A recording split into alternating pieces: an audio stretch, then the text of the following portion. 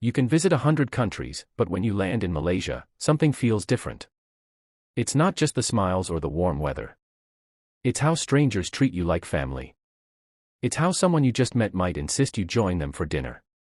Or how a shopkeeper will walk you 2 blocks just to show you where to go. But what is this feeling? What makes Malaysian hospitality feel so genuine? Is it the culture? The religion? The food? Or is it something deeper, something woven into the very fabric of daily life? Let's start with a simple phrase, sudah makan. It means, have you eaten? But in Malaysia, it's not just small talk, it's an act of care. In the West, we say, how are you, out of habit. In Malaysia, they ask if you've eaten because food isn't just food here. It's connection. And that small phrase tells you everything about how Malaysians treat others. But hospitality in Malaysia isn't just about meals or manners. It's about presence.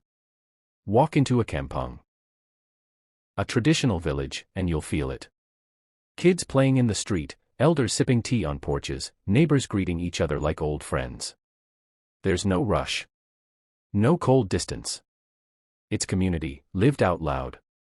And here's something many foreigners don't realize, Malaysia is one of the most multicultural countries on earth. Malays, Chinese, Indians, indigenous groups, all living side by side.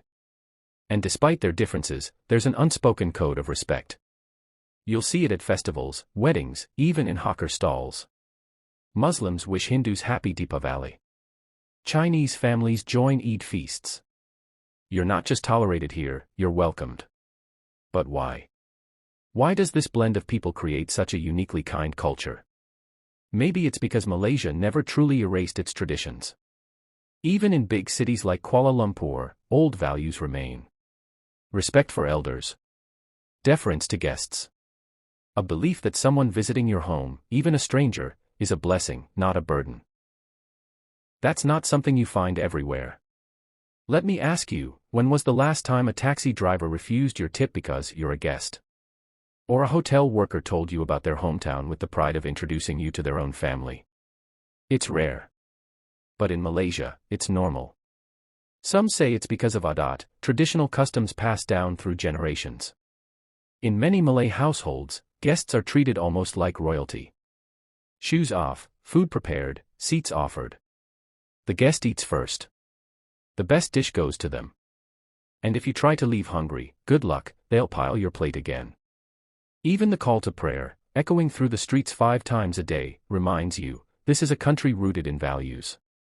Patience. Generosity. Balance. And whether you're Muslim or not, you feel it in the rhythm of the day. Hospitality also shows up in the little things. Ever tried asking for directions in Malaysia? Don't be surprised if someone walks you there themselves. Or insists on giving you their umbrella. Or helps carry your bags before you even ask. It's not scripted. It's instinct. Here's a surprising fact, in global surveys, Malaysia often ranks among the top 10 friendliest countries to visit. Not because of polished resorts or 5-star hotels, but because of the people. Ordinary people. The mak 6 selling nasi lemak. The uncle at the kopi time. The teenager helping you figure out a bus schedule. They're the reason tourists keep coming back. But is this hospitality at risk? As modernization spreads, some worry that younger Malaysians are drifting from these values. Shopping malls replace street markets. Fast-paced city life squeezes out time for connection. Is Malaysia's legendary warmth fading? Not quite.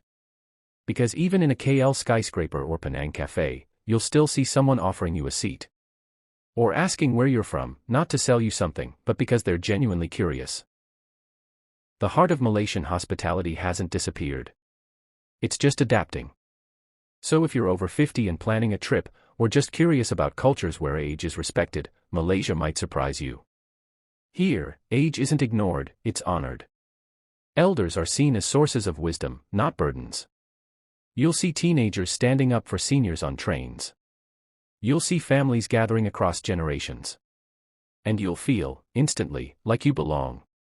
Have you ever visited a place where kindness felt effortless? Where help came without asking?